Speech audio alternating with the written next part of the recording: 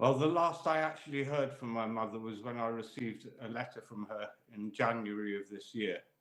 That was after I'd sent her a care package along with a letter back in September last year, when we heard that she was very unwell. And that was the first time I was allowed to send her anything since before the coup.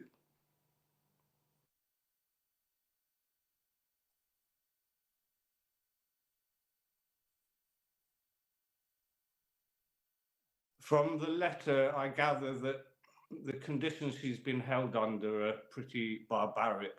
I think that time she was very cold, whereas now I believe it's unbearably hot in Burma. And the cell she's in doesn't provide any sort of, insulation against either the heat or the cold.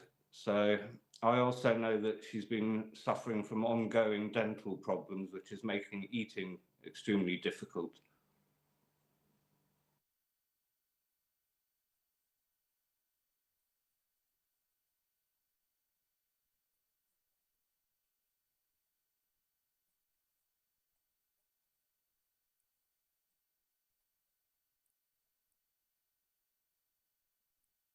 It's hard to know their motives.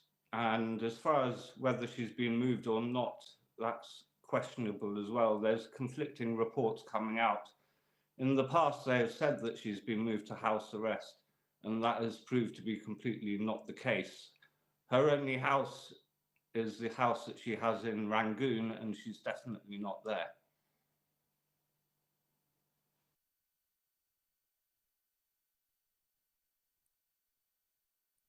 I believe she's either still in prison or she's in the residence of a military official.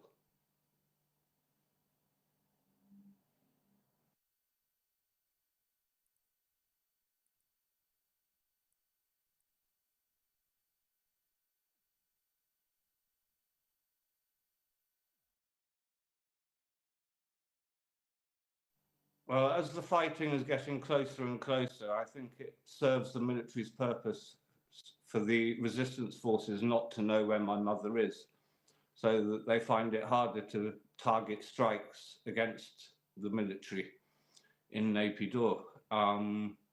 The less they know of my mother's whereabouts, the harder it is for them.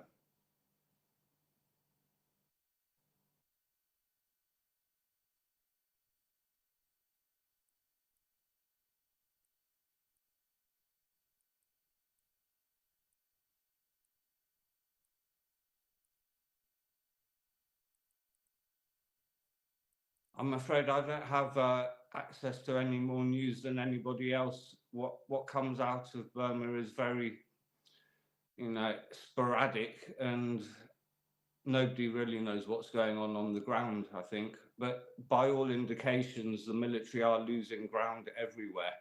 And according to the best estimates, the resistance forces are in control of more than 60% of the land mass.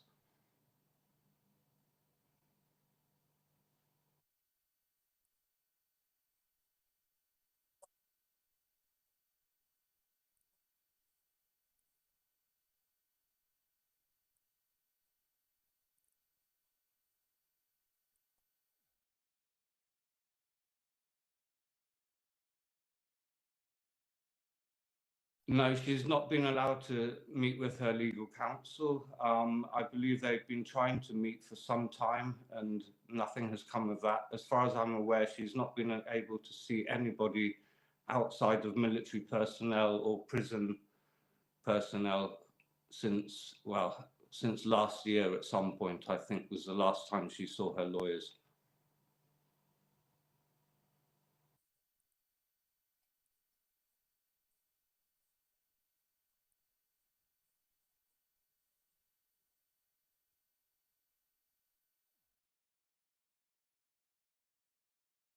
I do believe I will. I don't think the military will be able to hold on to power for too much longer.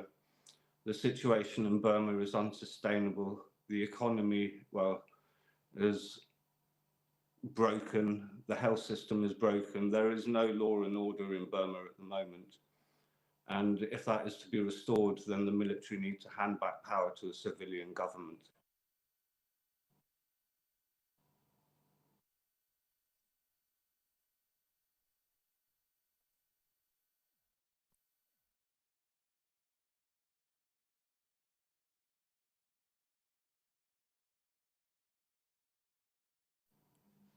I believe she will be remembered for leading Burma into democracy through a peaceful revolution.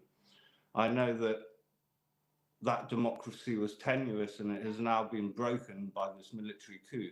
But that democracy has given the youth of Burma today the taste of freedom which they deserve. And I hope that that will carry through into the future.